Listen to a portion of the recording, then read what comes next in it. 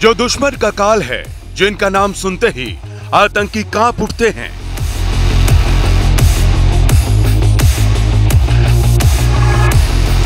भारतीय वायुसेना की ताकत जो कहलाते हैं गरुड़ कमांडो।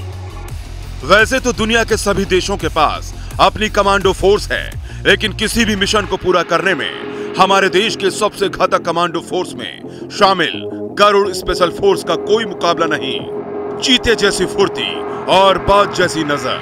गरुड़ कमांडो का यह अवतार देखकर किसी भी हिंदुस्तानी का सीना गर्व से चौड़ा हो जाएगा। खतरनाक हथियारों से लैस ये खूंखार कमांडो जिस भी मिशन को पूरा करने का जिम्मा लेते हैं, उसे अंजाम दिए बिना पीछे मुड़कर नहीं देखते। Garud commando force Indian Air Force की खास यूनिट है जो हवाई ऑपरेशन को अंजाम देते हैं। अब यही गरुड़ कमांडो गणतंत्र दिवस की परेड में पहली बार शामिल होकर देश की आन बान और शान बढ़ाएंगे।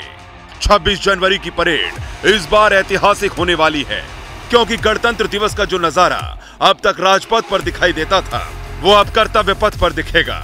इसी के साथ ही 26 जनवरी की परेड में पहली बार भारतीय वायुसेना का गरुड़ दल कर्तव्य पथ पर मार्च करेगा।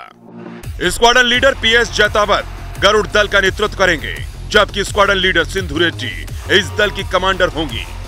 गरुड़ कमांडो कितने जांबाज और ताकतवर होते हैं, वो जानकर आप भी हैरान रह जाएंगे। नदियों और आग से गुजरना हो या फिर मुश्किल भरे पहाड़ों पर चढ़ना, गरुड़ कमांडो किसी भी ऑपरेशन को अंजाम देने से पीछे नहीं हटते। गरुड़ कमांडो की ट्रेनिंग बेहद कठिन होती है। इनकी ट्रेनिंग भी नेवी के मार्कोस और आर्मी के पैरा कमांडोज की तर्ज पर होती है।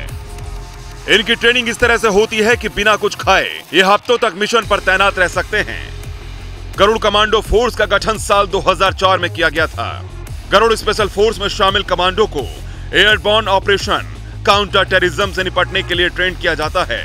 2.5 साल की कड़ी ट्रेनिंग की मेहनत के बाद गरुड़ कमांडो तैयार होते हैं। सबसे खतरनाक हथियारों से ये कमांडो लैस होते हैं। मौजूदा समय में Garud special force Tavor, TR-21 assault rifle, Glock 17 और रूसी AK-103 राइफल के अलावा शक्तिशाली कोल्ट M4 कार्बाइन, कलील स्नाइपर जैसे दुनिया भर के कई खतरनाक हथियारों से लैस हैं।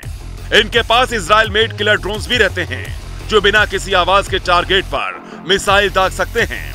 इसके साथ ही 26 जनवरी की परेड में नौसेना का जासूसी विमान IL-38 भी आसमान में करतब दिखाएगा। कर्तव्य पथ पर पहली और आखिरी बार ये परेड में शामिल होगा। इंडियन नेवी का ये एयरक्राफ्ट 1977 में कमीशन किया गया था।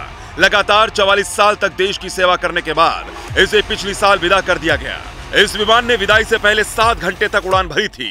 इस बार का गणतंत्र दिवस कई मायनों में खास है, क्योंकि इस बार फ्लाई पास्ट में भारतीय वायुसेना के 45 लड़ाकू विमान, खासकर स्वदेशी हथियारों की झलक दिखाई देगी। कर्तव्य पथ पर वायुसेना की ताकत के साथ ही 13 शानदार फॉर्मेशन देखने को भी मिलेंगे, जिसको लेकर देशवासियों में गजब का उत्साह है।